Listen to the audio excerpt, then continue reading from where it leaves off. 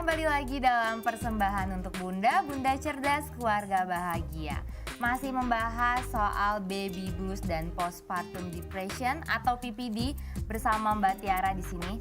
Tadi kita di segmen awal udah bahas soal apa aja penyebabnya ya Mbak. Jadi ya, betul. Bisa dari hormonal, akhirnya efek ke emosional dan juga mental. Ibu-ibu baru yang baru melakukan persalinan. Nah, di sini aku mau nanya, sebenarnya tanda-tanda dari baby blues dan postpartum depression tuh apa? Kan itu dua hal yang berbeda ya. PPD tadi udah kita simpulin itu adalah level lebih tinggi dari baby blues. Kelanjutannya dari baby blues. Iya. Nah, itu tanda-tandanya tuh bisa dilihat dari mana tuh Mbak? Oke, tanda-tandanya mungkin bisa banget nih untuk para ibu-ibu juga yang sedang mempersiapkan kelahiran, mungkin udah mulai coba untuk lebih aware gitu pada diri sendiri gitu. Misalnya ketika ibu sudah mulai merasa kok kayaknya saya jadi lebih gampang marah-marah gitu, atau lebih gampang menangis untuk hal-hal yang sebenarnya jika itu terjadi sebelum kelahiran itu tidak akan segitunya gitu reaksi dari ibu-ibu semua gitu. Itu mungkin bisa menjadi salah satu tanda gitu, salah satu gejala. Kemudian juga ibu misalnya mulai menyadari gitu, kok saya sering sekali gitu merasa bahwa diri saya ini tidak berarti. Kemudian kok saya jadi merasa kehilangan jati diri, merasa tidak berdaya, kayak apa-apa tuh sekarang saya harus sama anak saya. Kemudian saya juga merasa putus asa gitu. Kayaknya saya nggak akan bisa menjadi pribadi yang lebih baik deh setelah ini gitu. Itu juga mungkin bisa menjadi salah satu gejala. Kemudian juga misalnya nih biasanya happy gitu kalau misalnya nonton atau nyanyi atau main alat musik gitu, apapun gitu, hobi yang dulu tuh sparks joy gitu. Kemudian ternyata sekarang setelah kelahiran anak melakukan hal itu lagi tuh tidak lagi terasa menyenangkan gitu. Dan bahkan mungkin merasa terganggu gitu dengan kehadiran orang-orang di sekitar gitu. Bahkan mungkin kehadiran pasangan, kehadiran orang tua, mertua atau adik kakak tuh rasanya tuh menjadi suatu hal yang nggak suka gitu dan nggak menyenangkan, aku mau sendiri aja kayak gitu. Dan juga merasa tidak puas gitu, merasa tidak bersyukur, bahkan merasa marah dengan kehadiran anak, atau bahkan tadi yang sudah dibahas sebelumnya, bahkan sampai memiliki pemikiran-pemikiran untuk membahayakan diri sendiri maupun anak kita. Itu menjadi salah satu gejala-gejala atau tanda-tanda bahwa kita mengalami baby blues.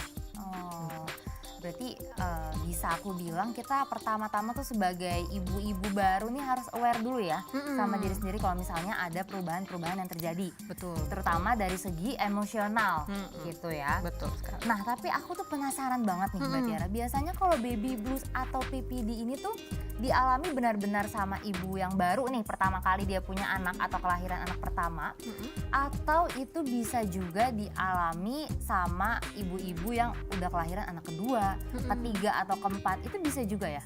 Oke, jadi sebenarnya baby blues dan PPD ini sangat bisa terjadi pada kehamilan ataupun kelahiran keberapapun gitu.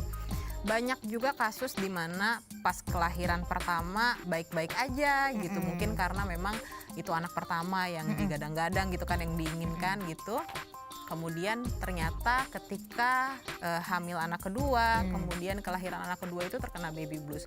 Karena memang kan kondisi kita gitu, maksudnya kondisi ibu-ibu pada saat hamil melahirkan, kondisi keluarga itu pasti itu mungkin berbeda-beda gitu pada saat setiap kehamilan gitu. Mungkin pada waktu kehamilan pertama kondisinya seperti ini, pada waktu kehamilan kedua ada yang berubah gitu. Kemudian juga kan terkait juga mungkin dengan perubahan-perubahan ya, terkait juga dengan finansial serta kesiapan anak kedua, karena seringkali juga jadinya salah satu penyebab baby blues dan PPD gitu pada anak kedua itu muncul karena ternyata tidak siap gitu untuk punya anak lagi seperti itu. Dan itu tuh banyak sekali gitu terjadi hal-hal yang seperti itu. Jadi memang penting sekali gitu, karena nggak jelas kan, maksudnya dia akan munculnya di kelahiran berapa, atau mungkin bisa jadi dia nggak akan muncul sama sekali, atau mungkin di setiap kelahiran ibu merasakan hal tersebut, sehingga perlu sekali tuh dukungan dan kepekaan juga dari sekitarnya, dari pasangan dan keluarga terdekat. Dari pasangan, dari diri sendiri juga ya. Betul. Nah terus nih aku dengar ya, aku nggak tahu sih ini bener apa enggak, itu katanya baby blues tuh bukan cuma ibu yang ngerasain, tapi suaminya juga bisa ya? Itu benar nggak? Iya. Nah sebenarnya tuh aku senang sekali gitu ketika mendapat pertanyaan seperti ini karena isu baby blues dan PPD itu jarang Expose jarang gitu terekspos, betul, jarang tersebar gitu. Isu baby blues ini di kalangan ayah baru gitu. Padahal sebenarnya tadi menurut penelitian bahwa kejadian baby blues dan PPD pada ayah baru itu sebenarnya nggak jauh berbeda gitu dengan kejadian pada ibu baru gitu. Dan seringkali justru luput dari pandangan gitu kan, karena yang maksudnya kan yang mengalami perubahan gitu kan, terus jadi lebih banyak tanggung jawab dan tuntutan itu kan gak hanya ibu gitu, tapi juga kepada ayah gitu kan. Biasanya mungkin ayah apa-apa misalnya buat kerja disiapin sama ibu gitu, sekarang ibu jadi harus fokus ngurusin anak misalnya. Terus misalnya bisa tidur sepanjang malam, sekarang tidurnya jadi ikutan sama gitu sama ibu karena kebangun. Biasanya kan kalau suami-suami tuh gantian nih. Kalau misalnya katanya sih kalau suami tuh atau ayah, aku nggak tahu sih ya, belum pernah ngerasain ya. Itu suka gantian dinas jaga malam. Sementara ibunya tuh pagi sama siang gitu ya. Nah itu bisa jadi salah satu penyebab si baby blues ini ya. Sebenarnya sih kalau ganti-gantiannya tuh bagus sih Mbak ya. Maksudnya kan jadinya kita saling berbagi, saling dukung, saling berbagi tanggung jawab gitu. Cuman mungkin yang kerap kali menjadikan baby blues pada ayah baru itu karena terkait dengan itu dia tadi tuntutan-tuntutan, kemudian perubahan rutinitas, kesiapan juga. Kadang-kala kan kita sering gitu misalnya dengar gitu ya. Tuh misalnya dikasih tahu sama orang tuanya jangan main game terus gitu, atau jangan kalau pulang kantor tuh jangan kelayapan, langsung pulang, ingat anak istri kayak gitu-gitu gitu. Kadang kan hal-hal seperti itu kalau misalnya kita tidak misalnya hal itu ternyata nggak sesuai gitu dengan perasaan yang sedang dimiliki oleh ayah baru, itu bisa jadi bibitnya baby blues ini gitu, karena mungkin jadi dia jadinya nggak merasa terpenuhi, nggak merasa nyaman, nggak merasa bersyukur gitu dengan kehadiran anak. Mungkin dia jadi ngerasa kok ketika ada anak saya jadi dituntut seperti ini kayak gitu. Jadi penting sekali gitu untuk selain melihat apakah ada kemungkinan baby blues pada ibu, juga udah mulai nih sekarang kita coba perhatiin nih para ayah-ayahnya gimana kondisinya gitu. Dan aku setuju banget sih, soalnya tadi nih kalau misalnya dengar dari penjelasan Mbak Tiara itu kan baby blues atau PPD itu balik lagi ke kesiapan orang tua. Betul. Yang akhirnya bisa berefek pada emosionalnya, pada kesiapan mentalnya. Dan itu bukan cuma ibu aja ya, harusnya ayah juga ada pengaruhnya. Betul sekali. Nah, tapi kalau misalnya ngomongin baby blues atau PPD, ini sebenarnya Mbak Tiara selaku psikolog klinis anak dan remaja, itu perlu nggak sih orang tuanya ayah atau ibu tuh datang ke psikolog ketika mengalami tanda-tanda dari baby blues itu atau PPD itu? Oke, baik. Terkait apakah perlu gitu untuk ke psikolog?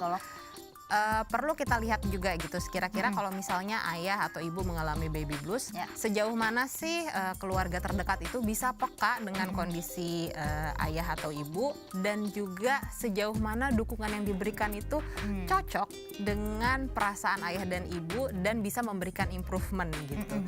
Kalau misalnya kita lihat nih 2-3 minggu lama-lama ibu terlihat lebih banyak ceria lagi, ayah juga jadinya lebih tenang dan lebih mau lebih untuk baik lah ya. pegang anak, jadi lebih improve gitu.